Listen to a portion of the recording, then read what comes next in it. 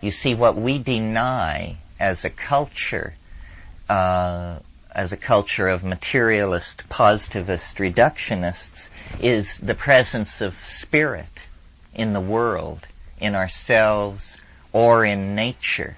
And so Western science is very concerned to deny what is called telos. Telos is a Greek term for purpose.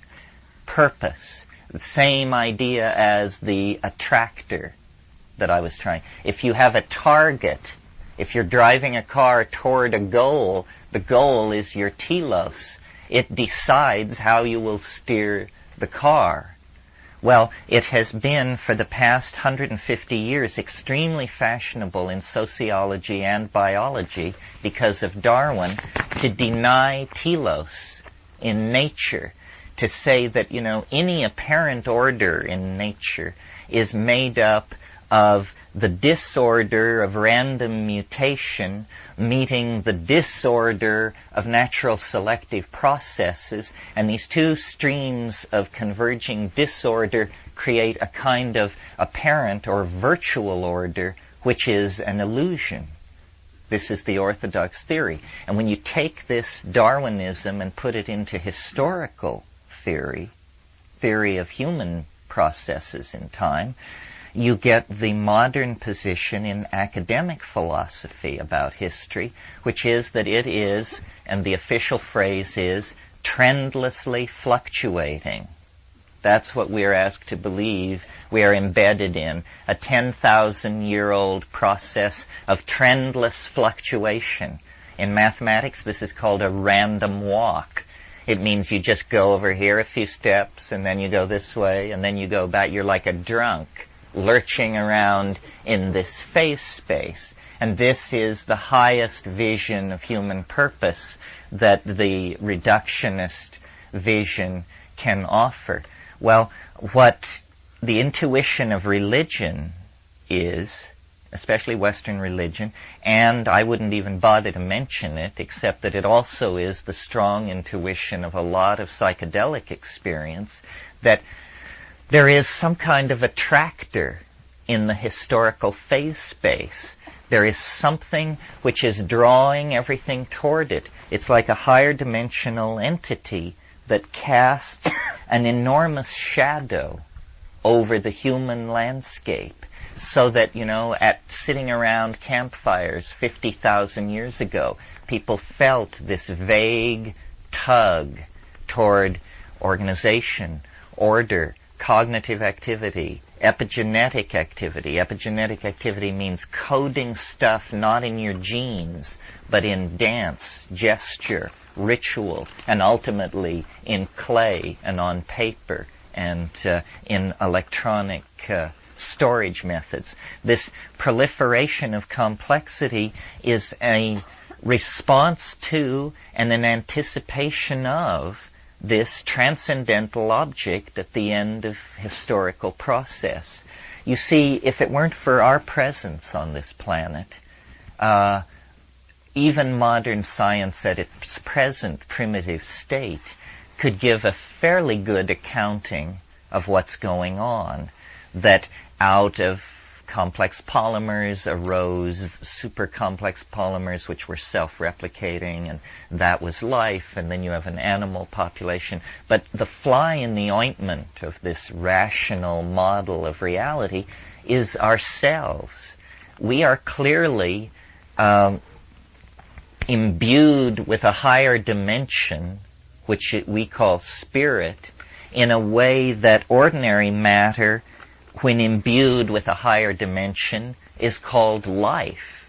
In other words, we represent a different ontological level in the career of organization, because we hope, we despair, we plan, we remember, and we misremember. We lie, we fabricate, we delude ourselves and other people. All of these things are uniquely human functions.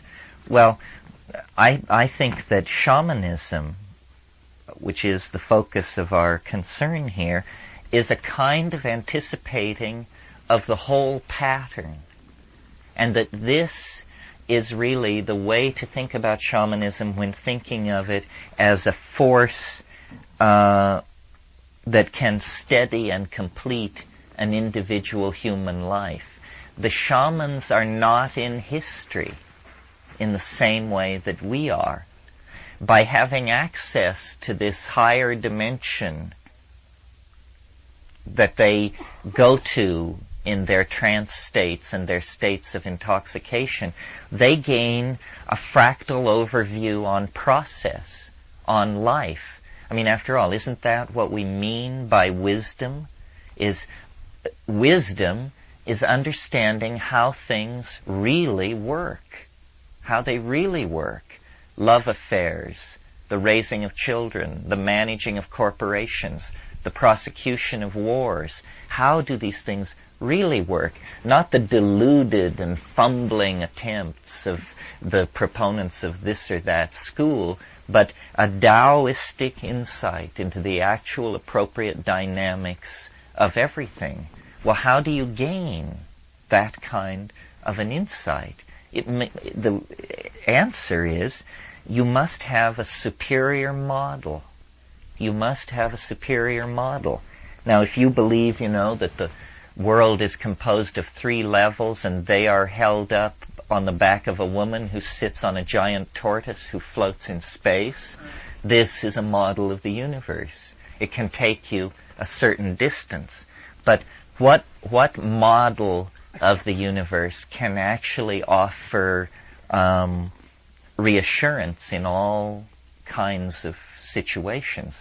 Well, strangely enough, I think that these models come from the frontiers of mathematics, that it is not mere coincidence that the storms of visionary hallucination that the shaman encounters are very much like the storms of form and color that are spewed out of a Cray 3 supercomputer when it conducts 1,000 iterations per second inside the Julius set or the Mandelbrot set or one of these other compound complex mathematical objects that we are beginning to see. You see, mathematics up to this point has been a computational science because mathematicians used pencils and blackboards and chalk to describe their objects, and consequently an excruciatingly difficult vocabulary kept most people from appreciating what mathematics was about. Now, the computer is to modern mathematics like the telescope was to 16th century astronomy.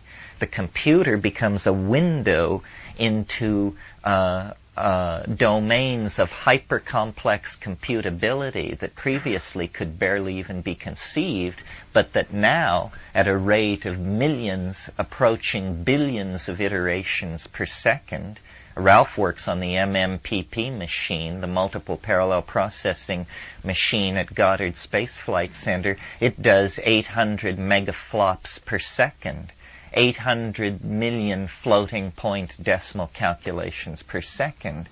Well, you can dream dreams with a machine like that, and strangely enough, at the edge of the super technology of the dominator culture at Goddard Space Flight Center with guys, high priests, standing around in white coats, when you get it up and running, what you see is what an ayahuasca shaman sees on a Saturday night in the Amazon. You see that you are navigating through a complex, higher dimensional phase space where, by varying the inputs of amplitude and frequency, in one case using an electronic box, in the other case using the human voice, you sing your way through a mathematical domain which is a higher resonance of reality. And you learn how the world really works, how things happen. Well, how the hell do they happen? Well, on the simplest level, they happen like this. They have a beginning, they have a middle, and then they die away as an oscillation, a damped oscillation. Now, this simple truth to which we all nod assent is in fact the hardest thing, the hardest swallow there is for the dominator ego and the dominator personality. Because what this simple truth says, things come into being, they achieve their inflorescence and they fade away, is, as Heraclitus put it, pantitre, all flows. Nothing lasts. Nothing is saved. And this is, our glory and our agony. That, the people we love and the people we hate are swept away by time. Empires, dynasties, continents are swept away by time. And yet our search for security is cast in the dominator culture as a search for permanence. So what you do when you do that is you set yourself at war against the cosmos, which is a heroic stance if you're trying to produce Melvillian opera out of your life. Ahab says in Moby Dick, he's talking to his first mate Starbuck, who signifies Christian right reason. He's raving about going after the whale, and he says, we'll chase it over both sides of earth and round perdition's flame. And Starbuck says, to seek revenge on a dumb brute seems blasphemy. And he says, blasphemy, Starbuck? Speak not to me of blasphemy. I would strike out the sun if it insulted me. For could it do that, then could I do the other, since there is ever a sort of fair play. Well, this is locker room talk.